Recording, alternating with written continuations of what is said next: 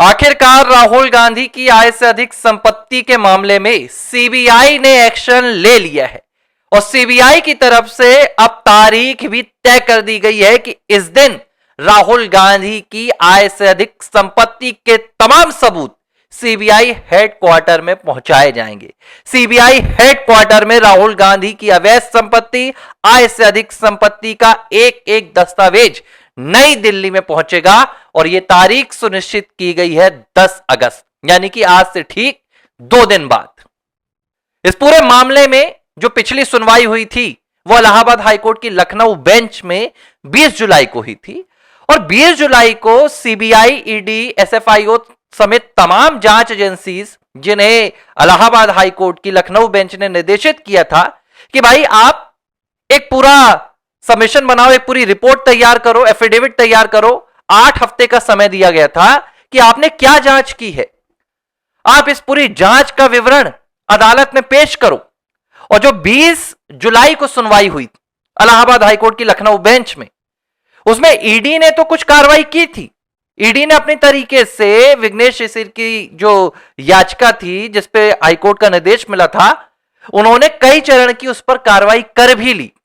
लेकिन जो सीबीआई ने रिपोर्ट दाखिल की थी, उस रिपोर्ट से इलाहाबाद हाईकोर्ट के 2 जजेस जो लखनऊ बेंच में यह सुनवाई सुन रहे थे, वो पूरी तरह से संतुष्ट नहीं हुए और उन्होंने कहा कि भाई जिस तरीके से सीबीआई ने यह रिपोर्ट दी है, इसमें तो हमें समझ ही नहीं आ रहा कि जांच हुई तो कहां तक हुई, किस स्तर पर जांच हुई। और कुल मिलाकर सीबीआई को जमकर फटकार लगाई गई थी। आप अगर ऑर्डर को पढ़ेंगे तो उसमें साफ तौर पर जज साहब ने कहा है कि भाई हम सीबीआई की जांच से संतुष्ट नहीं हैं। जैसा हमने सीबीआई को निर्देश दिया था, सीबीआई ने वैसी जांच नहीं की थी। इसके बाद दोबारा इलाहाबाद हाईकोर्ट ने सीबीआई को खास तौर पर कहा कि आप 4 हफ्ते का समय लीजिए और 4 हफ्ते के भीतर आप इस पूरे मामले में जांच करके अदालत को सौंपिए। अब सीबीआई के सामने करो या मरो की स्थिति बन गई कि भाई अगर सीबीआई अपनी तरफ से जांच नहीं करेगी तो फिर उसे अदालत का निर्देश मिलेगा।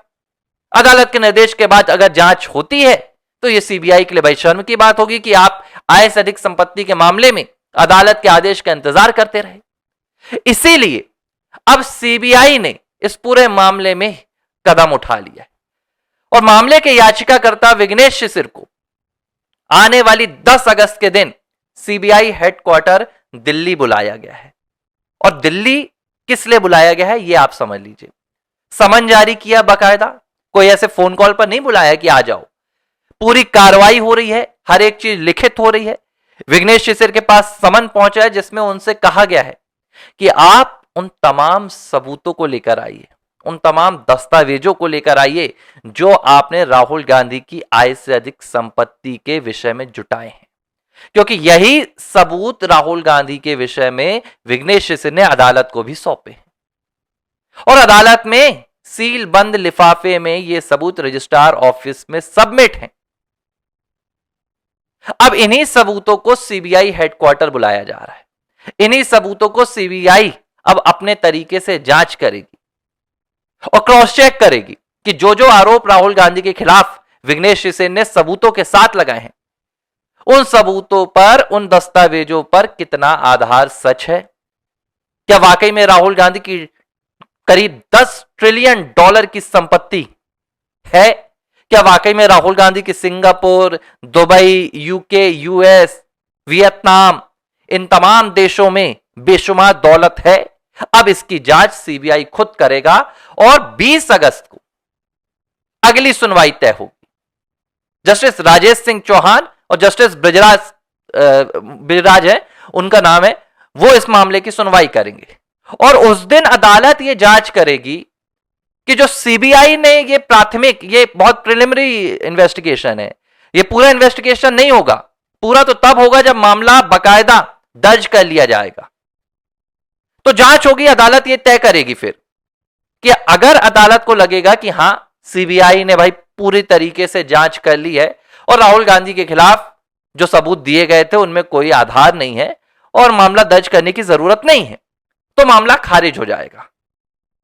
राहुल गांधी के खिलाफ जो एफआईआर दर्ज करने की मांग की गई है इस पूरी याचिका के तहत, वो पूरी नहीं होगी। लेकिन अगर अदालत को लगेगा कि जो प्रिलिमिनरी इन्वेस्टिगेशन हुआ है, जो प्राथमिक जांच हुई है, उसमें राहुल गांधी की संपत्ति आय से अधिक पाई जा रही है, जो सबूत दिए गए हैं वो सबूत सच हैं, उन सबूतों में कोई भी हेरफेर नहीं है, तो तत्काल अदालत या तो सीबीआई को निर्देश देगी कि आप एफआईआर दर्ज कीजिए और अब इस पूरे मामले में राहुल गांधी से जुड़े हुए दस्तावेज आप तलाशिए, उनका बयान दर्ज कीजिए, उनसे पूछताछ कीजिए। या तो अगर सीबीआई खुद ही चाहेगी तो सीबीआई अदालत में जाकर ये सबमिशन दे देगी कि भाई हम इस मामले में और भी आगे बढ़ना चाहते हैं और हम मामला दर्ज कर रहे हैं।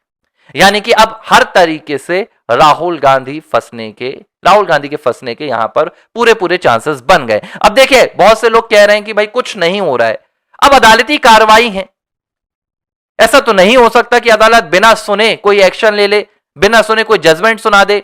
पिछली बार भी यही हुआ, जस्टिस सुभाष विद्यार्थी ने 17 अप्रैल को राहुल गांधी को सुने बिना पहले एफआईआर का आदेश दे दिया, उसके बाद भाई लेने के देने पड़ गए, एफआईआर का आदेश वापस लेना पड़ा। तो इस बार सब कुछ प्रक्रिया से चल रहा है, एक एक जो दस्तावेज है वो लिखित जा रहा है, विघ्नेश शिशिर के पास समन पहुंच रहा है, विघ्नेश शिशिर 10 तारीख को दिल्ली में मौजूद होंगे। हालांकि मैंने विघ्नेश शिशिर से कोशिश की कि उनके पास तक पहुंचूं और इस मामले की और भी विस्तृत जानकारी निकालूं, लेकिन सिक्योरिटी ना मिल पाने के कारण अभी विघ्नेश सामने अपीयर किया के सिक्योरिटी ना मिलने के कारण वो इससे जुड़ी हुई बहुत अंदर की बातें बाहर नहीं कर रहे हैं।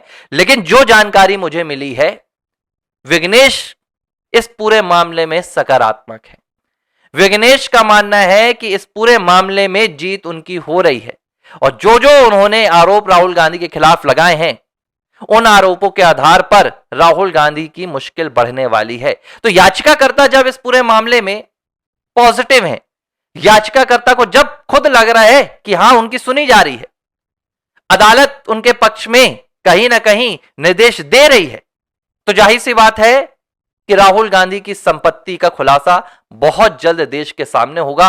हो सकता है यह तारीख 20 अगस्त हो, लेकिन देखिए एक बात मैं स्पष्ट तौर पर कह रहा हूं, राहुल गांधी की संपत्ति देश की खुली आंखों के सामने है, उसमें इतना ज्यादा कागजी कार्रवाई, अदालती कार्रवाई की जरूरत ही नहीं है। सीबीआई चाहे तो डायरेक्ट राहुल गांधी के घर पर रेड मार सकती है, उनके दस्तावेजों को छान सकती है। कितना उसमें आपको मैं कह रहा हूं भ्रष्टाचार मिलेगा भाई। हर महीने 15 दिन 20 दिन विदेशी दौरे होते हैं, प्राइवेट जेट से जाते हैं, सब कुछ है।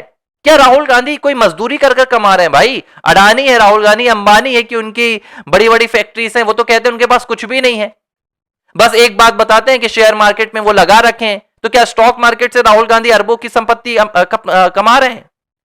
अब ये तमाम जवाब राहुल गांधी को आने वाली 20 अगस्त को अदालत के सामने देना होगा। उससे पहले विघ्नेश से 10 अगस्त को अपने बयान में एक एक दस्तावेज और एक एक सबूतों का ब्यौरा सीबीआई के सामने देंगे और फिर सीबीआई के वरिष्ठ अधिकारियों के संज्ञान में इस पूरी रिपोर्ट को अदालत में सबमिट किया जाएगा। यानी कि अब इन किन प्रकारेण राहुल गांधी के खिलाफ जितने भी मामले दर्ज कराए हैं विघ्नेश शिशिर ने, जितने भी उन्होंने अदालत में याचिकाएं लगाई हैं, उनमें राहुल गांधी कहीं ना कहीं बैकफुट पर जाते नजर आ रहे हैं। ठीक है, समय ज्यादा लग रहा है, इंतजार करना पड़ रहा है, लेकिन यहां राजनीति नहीं हो रही है। मैं आपको स्पष्ट कर देता हूं, मैं संसद में आपके निशिकांत दुबे की बात से असहमत हो सकता हूं, वो कुछ नहीं कर रहे हैं, सिर्फ राजनीति चमका रहे हैं, लेकिन विघ्नेश शिशिर राजनीति नहीं चमका रहे हैं। विघ्नेश शिशिर ने साफ तौर पर कहा है कि उन्होंने अपनी जिंदगी को दांव पे लगाकर राहुल गांधी के मामले को यहां तक पहुंचाया है और अब वो किसी भी कीमत पर पीछे नहीं हटेंगे और हर हाल में राहुल गांधी को जेल की सलाखों के पीछे भिजवाएंगे।